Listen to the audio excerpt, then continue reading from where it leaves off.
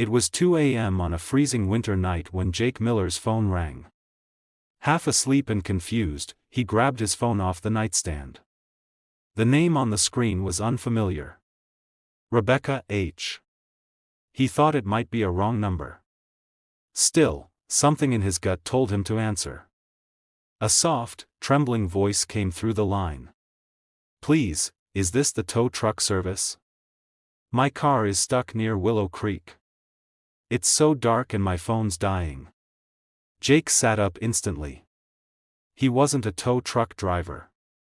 He was a single dad who worked 2 jobs just to keep the lights on. But when he heard the panic in her voice, he couldn't ignore it. "Ma'am, I think you've got the wrong number," he said gently. "But tell me exactly where you are. I'll come help." She hesitated. "You don't even know me." "I know you're scared," Jake replied. "And no one should be stranded alone in this cold." So, he pulled on his old flannel jacket, left a note for his 10-year-old daughter, Lily, and drove his beat-up pickup truck into the snowy darkness. Before we get deeper into this incredible story about how one act of kindness changed 2 lives forever, make sure you subscribe to your channel name, where we share real heartfelt stories that remind us what truly matters: compassion, hope, and humanity. Don't forget to like this video and tell us in the comments if you believe that kindness can really change someone's fate. As Jake's truck bounced along the icy country road, the headlights caught sight of a silver Mercedes off the side, nose first in a ditch. Steam rose from the hood. A woman in a long beige coat stood beside it, hugging herself against the cold. That was Rebecca Hartwell, the only daughter of the late Charles Hartwell, the man who owned half the real estate in the county. Everyone knew the Hartwell name, but Jake didn't recognize her right away.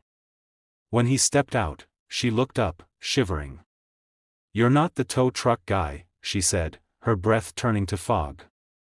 "No, ma'am," Jake replied, offering a reassuring smile. "Just a guy who couldn't let someone freeze out here." She blinked in surprise.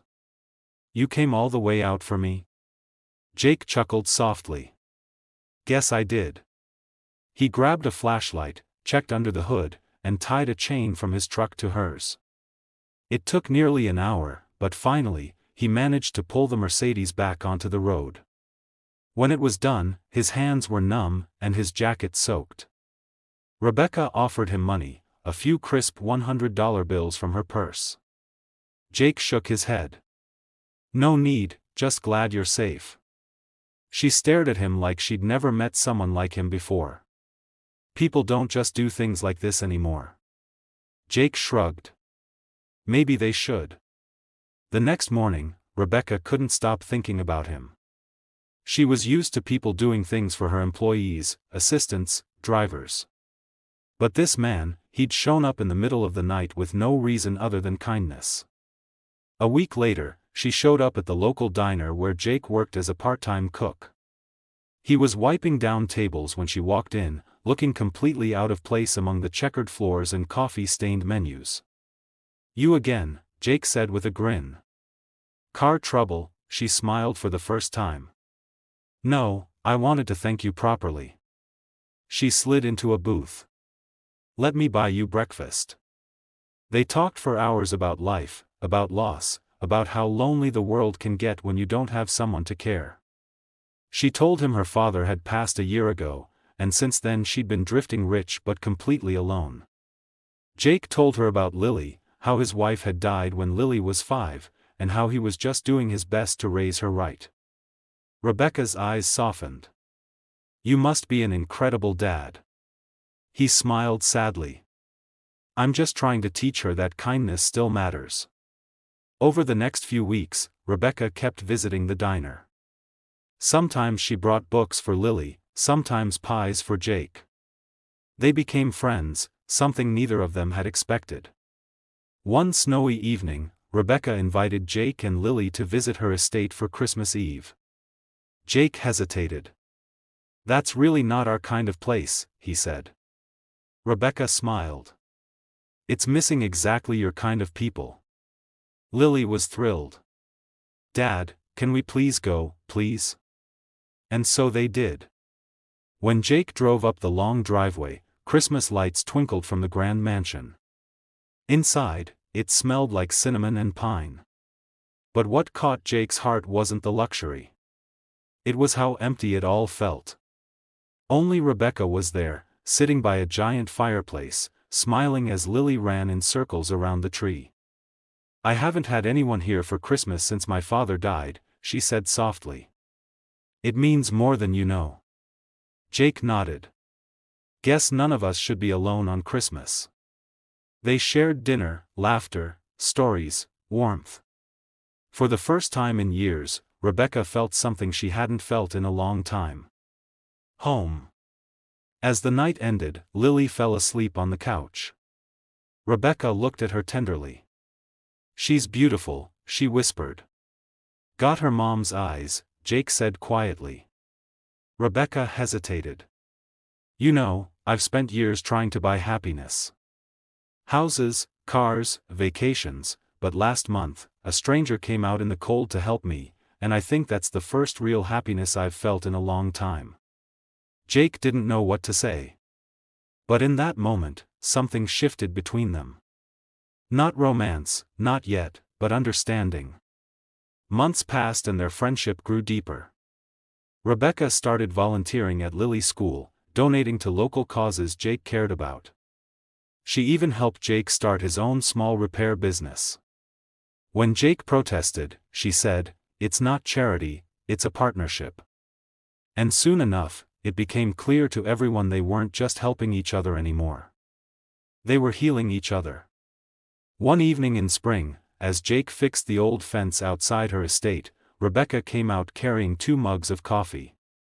"I was thinking," she said, smiling. "You helped me that night with no reason, no reward. But maybe it's time I return the favor." Jake laughed. "You've already done plenty." She stepped closer. "Not enough. You gave me something. I thought I'd lost faith in people." He looked into her eyes. "You gave me something, too. A reason to believe good things can still happen." That summer, Rebecca asked Jake and Lily to move into the guest house. She said it was so Lily could have a big yard to play in and so Jake could be closer to his business equipment she'd helped him set up. But deep down, they all knew it was something more. It was family. Every evening, they'd have dinner together. Sometimes burnt chicken, sometimes fancy pasta, but always laughter. Lily started calling Rebecca Becca, and Rebecca started tucking her into bed at night.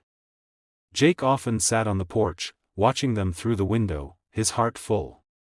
One night, as the crickets sang, Rebecca joined him on the porch. "Do you ever think about that night?" she asked. "All the time," Jake said softly. "One wrong call changed everything." She smiled. Maybe it wasn't wrong. Maybe the universe just dialed the right number.